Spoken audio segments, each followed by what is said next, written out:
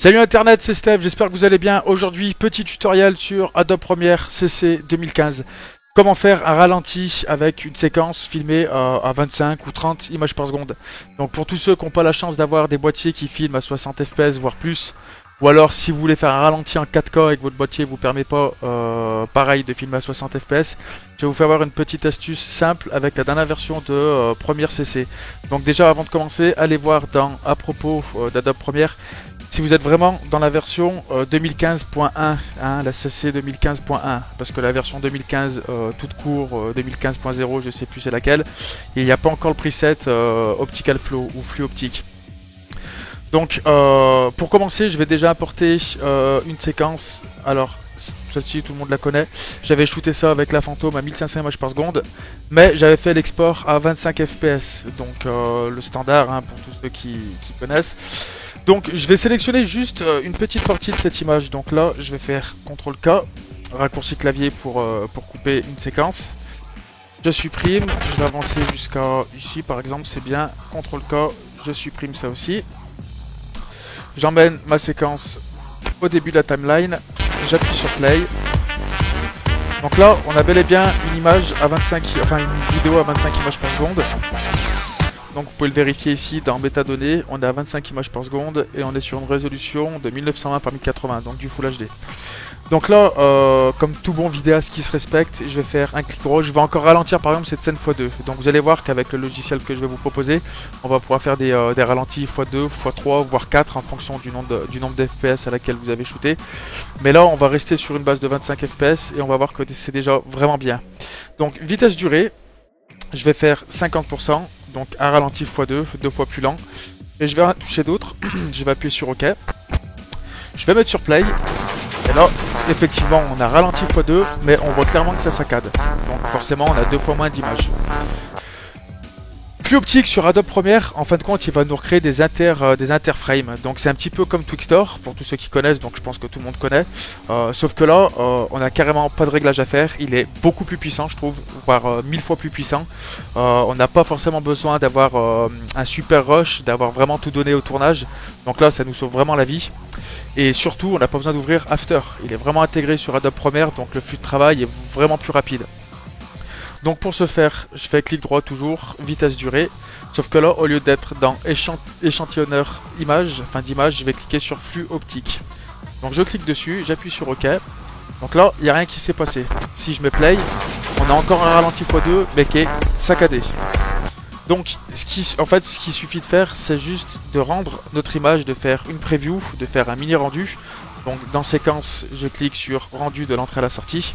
Et là, il va nous appliquer l'effet. Et vous allez voir tout de suite que le résultat est vraiment impressionnant. Donc je vais attendre un petit peu que la progression se fasse. Donc là, c'est assez rapide parce que c'est une petite... Voilà. Donc là, vous voyez clairement qu'on n'a plus de saccade. Donc je peux même vous mettre ça en plein écran. On voit clairement qu'il n'y a plus de saccade et qu'on a très peu d'erreurs de pixels. Donc les erreurs de pixels, je vais vous le faire voir. Les erreurs de pixels, c'est ce qu'on retrouvait tout le temps sur Twixtor. Donc c'est les déplacements de pixels qu'on avait en arrière. C'était les gros amas de pixels, les déformations d'objets derrière quand on n'avait pas une scène qui était suffisamment contrastée, ou si on n'avait pas notre élément qui se détachait bien du fond. Donc je vais vous faire voir ce que ça donne. Donc là, si on se met sur un ralenti maintenant, 35%, donc plus que deux fois, je reclique sur OK, je vais dans séquence, je refais de l'entrée à la sortie. Je refais un petit rendu, vous allez voir tout de suite que même si on pousse un petit peu à ralenti, bon il y a certaines limites, hein, mais on arrive quand même sur quelque chose de très bon. Et ça c'est vraiment impressionnant parce que maintenant on va dire que presque tout le monde shoot en 4K, sauf qu'on reste à 25 ou 30 images par seconde si on n'a pas des très grosses caméras cinéma. Donc on peut mettre quand même des petits ralentis, des jolis petits ralentis dans nos compos en 4K. Donc là regardez que même si je pousse un petit peu à ralenti, c'est juste extraordinaire. Donc j'essaye de chercher s'il y a des erreurs de pixels. Donc ouvrez bien l'œil. Je n'en vois pas. Alors forcément si je vais en voir un petit peu parce que là on a quand même pas mal de détails derrière, donc notamment le grillage. Si je vous fais sur un zoom à 150%, ça c'est mon frère, gros big up, voilà pour ceux qui ne le savaient pas. On voit ici qu'on a quand même... On a l'impression que notre grillage avance et que derrière il essaye de le calculer, donc c'est normal, on a poussé un ralenti. Et comme je vous dis déjà, faire un super ralenti avec 25 images par seconde et tout en le faisant très très rapidement comme ça, franchement c'est vraiment une tuerie. Donc là, il y a des petits malins d'entre vous qui vont me dire oui mais attends, t'as shooté à 1500 images par seconde, t'as déjà une image qui est très très lente, si on prend quelque chose d'assez rapide, ou on va dire de moins lent, sur une compo vraiment normale à 25 images par seconde, qu'est-ce que ça donne? Donc je vais vous faire voir tout de suite, il n'y a pas de problème, c'est légitime. Je reviens sur adapter, je vais vous prendre la dernière compo qu'on a fait avec mon ami Chris. Donc c'est les briques qui tombent. Donc sur mes métadonnées, on est à 25 images par seconde. Donc là par exemple, je vais choisir, eh ben regardez, un truc assez rapide. Voilà, je vais prendre à partir d'ici, CTRL-K, je supprime ma première sélection. Et je vais aller jusqu'à là, CTRL-K, et je supprime ma sélection. Je ramène mon bout à ma timeline.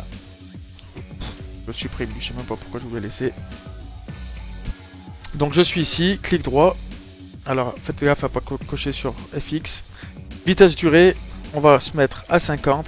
On va sélectionner flux optique. Si vous l'avez en anglais, c'est Optical Flow. Hein. Je clique sur OK, donc on agrandit notre séquence de 2 fois. Séquence rendue de l'entrée à la sortie et on va voir ce que ça donne. Donc normalement le résultat est pas trop mal. Mais après je vous donnerai des petites astuces quand même pour avoir un ralenti assez propre, qui est des petites règles qu'il va falloir respecter sur votre tournage pour pas être emmerdé par la suite. Donc là, ok.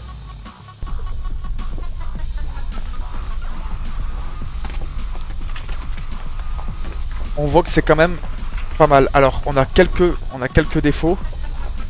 On a quelques défauts des déplacements. Mais c'est quand même très propre par rapport à Twixtor. On voit clairement que là c'est... pour moi c'est largement exploitable. Hein. Alors là ça tombe très vite, hein, on va pas se le cacher, ça tombe très très vite. J'ai fait exprès de vous prendre ça, d'ailleurs c'est la première fois que je le teste avec vous sur le tuto, donc c'est pas non plus très convaincant. Mais c'est quand même pas mal. Ouais, j'ai du mal à voir ce que ça donne. Mais je pense que c'est quand même pas mal. Donc si on enlève le détail de... parce que là on a quand même mis pas mal de flou de mouvement sur 3DS. Donc vu que tout ça c'est de la 3D, n'hésitez pas sur votre tournage à mettre un shutter speed très élevé. Voilà. Si vous tournez avec un shutter de 1/60, vous allez avoir beaucoup de flou de mouvement, du flou de bouger. Voilà, à peine vous allez faire ça, vous allez avoir une main toute floue. Donc ça, les logiciels qui recalculent des interframes, c'est le pire ennemi qu'il puisse y avoir. Donc n'hésitez pas à shooter avec des valeurs très élevées comme minimum 1/500. Si vous pouvez à 1/2000 en fonction de l'éclairage que vous avez, bah c'est le meilleur. Comme ça vous aurez une image très nette, très détourée, et il aura beaucoup plus de facilité à recalculer vos frames. Donc là par exemple si je reprends, donc là c'était pas le bon exemple malheureusement parce que deux éléments tombent quand même très très vite, et surtout on a pas mal de flou de mouvement, donc il a du mal à le calculer. Mais par exemple si on reprend cette compo et je m'arrête par exemple ici, donc c'est comme si on avait une composition, on va dire, de tout ce qu'il y a de plus normal. Donc j'ai juste filmé un élément. Donc voilà, ça bouge, c'est un mouvement qui est naturel, c'est filmé à 25 images par seconde, donc il n'y a pas de souci. Vitesse durée, on va le descendre par exemple à 30, on va essayer de le pousser un petit peu. Plus optique, on clique sur OK, donc là on voit qu'on a quand même une très grande compo. Séquence rendue de l'entrée à la sortie, on va voir ce que ça donne, et je pense que c'est quand même... je pense que ça sera plutôt pas mal parce que je vous dis qu'il est très très puissant ce logiciel par rapport à Twixtor. On n'a pas de réglage à faire et on n'a pas besoin d'ouvrir After, donc ça c'est juste magique. Donc si vous faites gaffe un minimum à ce que vous filmez lors du tournage, et ben vous verrez que ça donne des résultats très très satisfaisants. Donc là moi personnellement je ne vois aucun défaut. Donc je peux peut-être avoir 2-3 petits défauts vers les où il y a beaucoup de détails, donc là notamment sur les branches. Et encore c'est très très fin. Et encore c'est très très fin. Et comme je vous dis, j'ai aussi poussé le ralenti plus que x2. Donc si on retourne vite fait sur notre ralenti et qu'on se met à allez, 45% pour faire les foufous, pour être un peu plus que du ralenti x2, même si c'est ridicule. Je refais un rendu. Et là vous allez voir tout de suite que ça nous fait des beaux slow-mo. Enfin slow-mo, on s'entend parler, hein. Quand je dis slow-mo c'est des jolis ralentis. Voilà. Donc vous voyez qu'il n'y a aucune saccade, que notre plan il est beau, qu'on n'a pas d'erreur de pixels, du moins je n'en vois pas, et que ça peut nous donner des trucs complètement jolis en 4K. Si vous avez des boîtiers qui filment à 25 fps en 4K, vous pouvez voir que ça vous sauve vraiment des plantes des fois. Donc voilà, donc j'espère que ce tuto vous aura plu. C'est un petit tuto simple, hein, c'était pour débutants sur Adobe Premiere ou pour tous ceux qui se posaient la question sur ce nouveau plugin. Euh, N'hésitez pas à me laisser vos commentaires si vous avez des questions, si vous voulez que je vous fasse des tutos sur d'autres choses.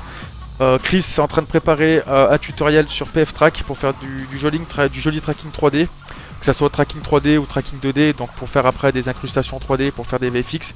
Donc on ira assez progressivement pour pas non plus que voilà que vous rendre fou et parce qu'il y en a qui commencent, il y en a qui sont intermédiaires et il y en a qui sont un peu plus confirmés. Donc si vous avez des questions, laissez-les en commentaire. En toute sincérité, on va répondre à tout le monde. Si vous avez aimé la vidéo, bah, n'hésitez pas à la partager pour tous ceux qui font de la vidéo. Mettez un pouce bleu si vous voulez. Et puis surtout, abonnez-vous à la chaîne. Salut!